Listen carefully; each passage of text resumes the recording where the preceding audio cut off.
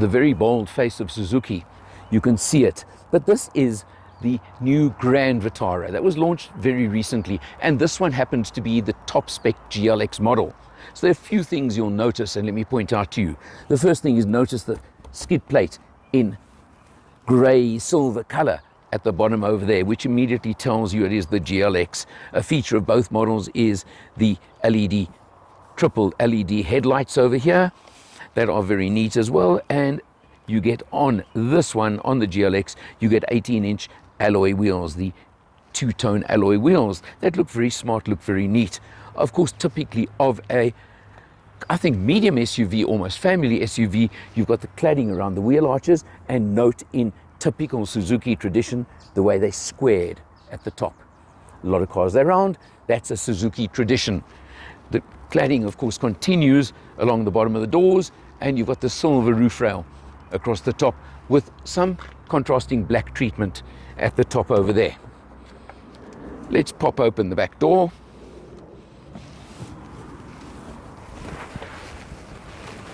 Jumping in the back seat, driver's seat set for myself. I'm more than happy with the legroom at the back, and headroom with my hat on is pretty acceptable. Can't complain there. You've got an aircon vent over here, and you've got two USBs for the back seat. So definitely catering for family use, and that's what you want to know. Leather trim on GLX is another important feature. You do not get it on the GL model, obviously. That comes with cloth. Some people like, some don't, it doesn't matter. Coming around to the back over here, a very distinctive feature is the light bar across the whole of the tailgate, becoming quite modern. It's a modern feature, everybody likes it. And again, the silver grey skid plate at the back. Pop open the boot, which is manual, but who cares? And I think you've got a very good sized boot over here with, thank you Suzuki, a full-sized spare wheel. It may not be an alloy to match the others, but at least it is a full size. But there you go. So what do we say? Probably a 1.5 Allen boot, this one. It's bigger than just a 1 Allen. Yeah, I think so. Leadfoot would definitely tell you he could get 1.5 of me in there. So there you go. Now, interesting the name, the Grand Vitara, because this essentially replaced the Vitara Brezza on the market, although it's much bigger than the previous Brezza. In my book, and I'm just using my personal opinion, it actually is almost exactly the same size as the old Vitara. So, I don't know, but anyway, it sounds good, doesn't it? Grand Vitara. It's powered by Suzuki's very familiar, very common, very popular, and very good 1.5 litre 4-cylinder petrol engine that gives you 77 kilowatts, 138 newton meters of torque driving the front wheels. You get the option of a 5-speed manual or a 6-speed auto. My name is Michael Pashut, and I'm the proud owner of Change Cars and the host of the TV show All Things Motoring. But I'm even prouder today to say that I work with Alan Rosenmeyer from Motor Matters, better known as the man with a hat. If you're looking for the best reviews on all new vehicles, Motor Matters. If you're looking for the best deals on new or used cars, changecars.co.za, where every car is sold by a 5-star rated manufacturer approved dealer. Out on the road, the Vitara Brezza is smooth, it's comfortable, it actually feels like a much bigger car than it really is. And that is somehow a secret that Suzuki seem to have. The 1.5 litre 4-cylinder petrol engine that is in so many of the Suzuki models, and of course the Toyotas, but we're not going to go there right now. But the bottom line being, it puts out 77 kilowatts, 138 newton meters of torque, and in this case it's through a 5-speed manual gearbox.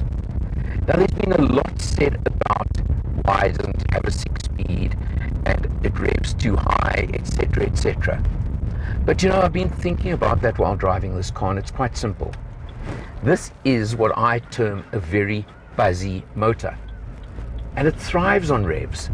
It really loves revving a little bit, So you know what? The fact that you're revving that little bit higher doesn't matter. Enjoy it. Enjoy the feeling. Enjoy the way the car feels. It handles nicely. It rides nicely. I mean, you know, this road through our suburb over here, it's not in the best of condition. We know that. And yet it handles really nicely and goes really nicely. And it's got good acceleration, obviously. If you're on a freeway, you're doing 120, it's going to scream at you when you want to do an overtake, etc., etc. But just be aware, know what you're driving, know the car you're driving, and understand the car you're driving, and that'll make all the difference in the world. You may hear a little bit of the buffeting sound. That's because I've actually got a window open. Let's just close it rather, and you'll hear it's pretty quiet otherwise at cruising speeds. And it really is a very smooth family crossover. And isn't that exactly what it says on the tin, what it's meant to be, and exactly what they're selling? And believe me, you know, I know, they're selling bucket loads of them. Let's just see it there at the end of this little drive. We're at our 3-point turn spot, and let's see if we're going to make the 3-point turn, or aren't we? Well, yes. Oh, it's tight. But we made it. And I think that's what tells you. It's a real urban warrior in every sense of the word. Starting off behind the wheel, you've got your instrumentation in front of you, and you've got that TFT screen in the center over there. The critical number over there is, we've done a nice bit of mileage on this test, open road and urban, showing 6.7 liters per 100. Now I can tell you that's probably as good or bad as you're going to get with this car. It's a good figure, you can't complain. Now, GLX spec gives you, look at that, heads-up display. At the moment it's just showing your revs and your speed, but it does also show you navigation, etc., especially when you're linked on Android Auto, Apple CarPlay. It gives you the instructions there as well, which I think is a nice feature. GLX also gives you cruise control, so you've got that, and over there your push button stop start over there as well. So all those features are there, you know they're there, and they are nice features to have. You come across to the center screen, and of course take a look over here at what you get. Nice, I think it's a 9-inch screen, gives you all the information you want. Have a look, your fuel economy, etc., etc. You can go home. It's got everything. It pairs really easily and works really nicely with Android Auto. It paired nice and easily for me. I find that important. You know that I always worry about that. And of course, on that screen, the other thing is popper into reverse. And again, GLX gives you the rear camera and the overhead 360-degree camera. That's telling you you're in GLX. It's little things like that that make the difference between the GL and the GLX model. You've got your auto aircon, or climate control as I like to call it, 5-speed manual, and in front of you over there you've got your cell phone inductive charging pad. Again, really nice. Single USB and a 12-volt in front of those two as well. The 5-speed manual, light, easy, one of those that just is a pleasure to drive with, a pleasure to use. So you know what, again, using the gearbox a little bit more often on occasion, I don't think is a big deal. GLX also gives you leather trim, whether it's artificial or real doesn't matter, but you get leather trim, and you do get, the control, a panoramic roof, which of course with the front section that opens. So you get all these features. These are GLX, justifying the extra money you pay on the GLX model as opposed to the GL. So what are the prices, seeing as I'm saying it to you? Well, GL comes in at 340,000 minus a lot of the items I've just mentioned to you. And GLX, as we in right now, 398,000 Rand.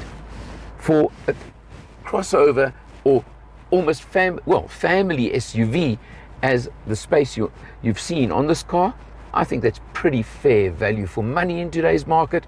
And of course you do get Suzuki's 4-year 60,000 kilometer service plan and 5-year 200,000 kilometer warranty. There's a very simple reason why Suzuki are selling up a storm in the market in South Africa these days. You can see it, it's obvious, and it's totally and utterly justified. This market segment, you know the competition, but this one should be on your list to go and drive before you make your decisions. For